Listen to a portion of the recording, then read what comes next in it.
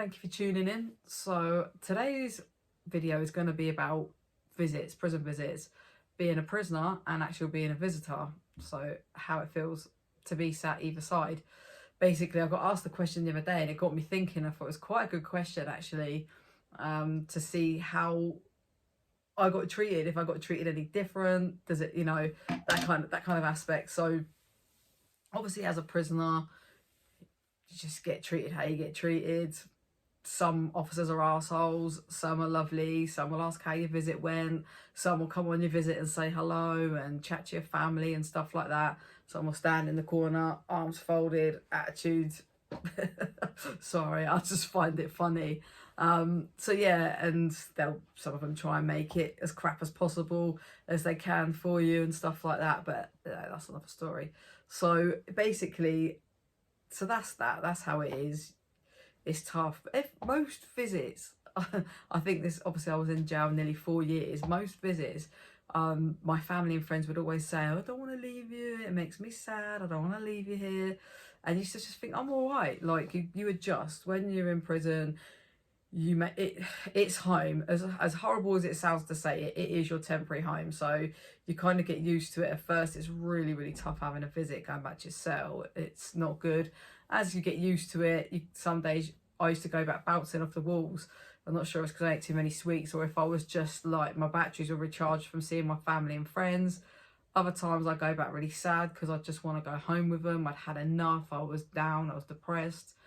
And then there's other times where it just is what it is, and you just go back.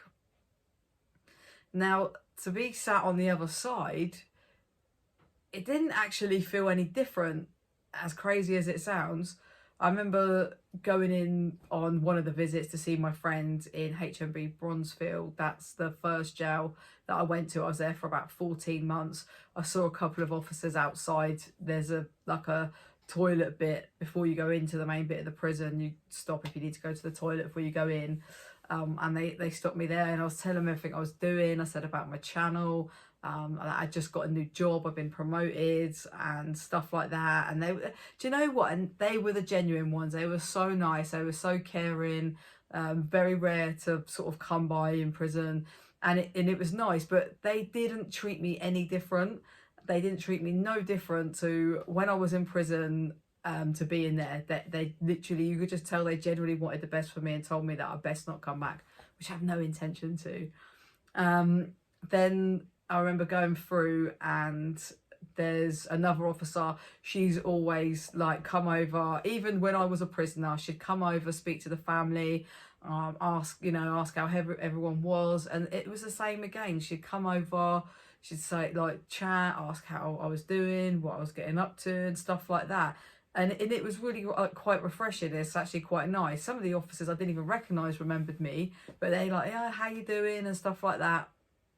And then I remember coming off one of my visits and this couple were behind me, and they was like, "Oh God, she's got like an attitude, she's rude." And I looked over and I was like, "Oh, what, her over there?" And I was like, "Yeah." And I was like, "Yeah, she's exactly the same.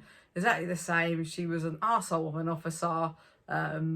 Gives off the vibe that she thinks she's better than everyone else. And all right, we're prisoners. She's an officer, so if that's how she wants to feel, that's how she wants to feel." But the fact that visitors are coming to visit their family and friends, they've done nothing wrong. They're not the one that's committed a crime, but yet they're still made to feel that way. They're made to feel like uncomfortable. Because I was talking to them, because I was really intrigued and stuff, and they was like, yeah, that, they just felt like it was horrible. They felt like they was being stared at the whole time. They felt like there was just an arrogance about her. And I just said to them, I said, yeah, she's exactly the same as a prison, like obviously being sat the other side of the fence. I said, but the only good thing, there's only one good thing I can say about that, is even though you hated them arsehole officers coming on, you knew where you stood. You knew where you stood, because some officers, they'll be your friend one day and then they'll be out to stab you in the back the next. So you had to be really, really careful, because you think you can have a joke one day and you can't, and then the next day they want to, and it's actually really, really draining. It's not nice at all.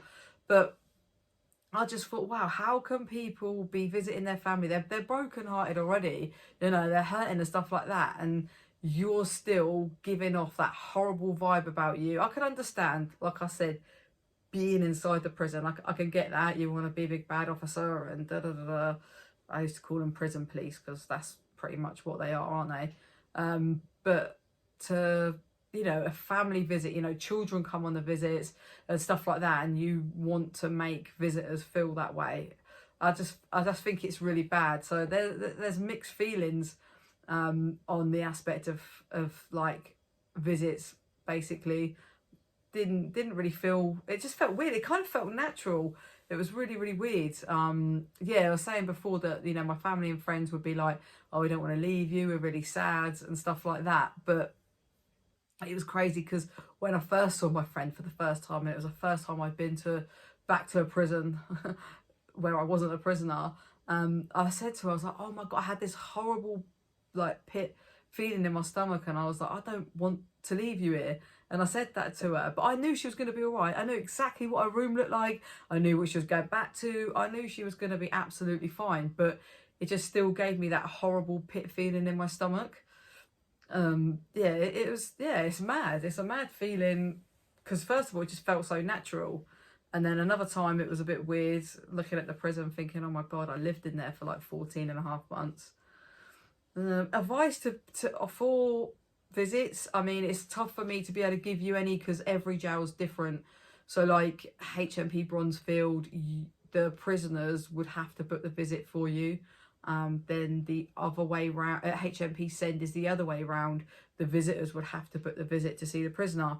So the best thing you can do is if you have any questions on visiting people would be to call up and just ask how the system works. I've said it before in one of my earlier on videos. If you know someone's gone to prison, first thing to do is write to them. You don't actually need their prison number as long as you've got their first name and second name on the address, on the envelope, sorry, and just make sure you've got your date of birth, your address, postcode and name, so then they can add you onto the visitors list. That's something that only the prisoner can do.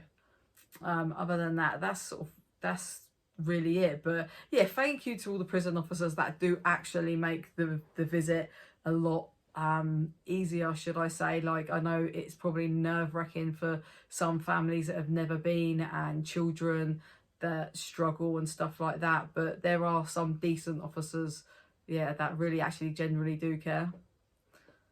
Thank you for tuning in.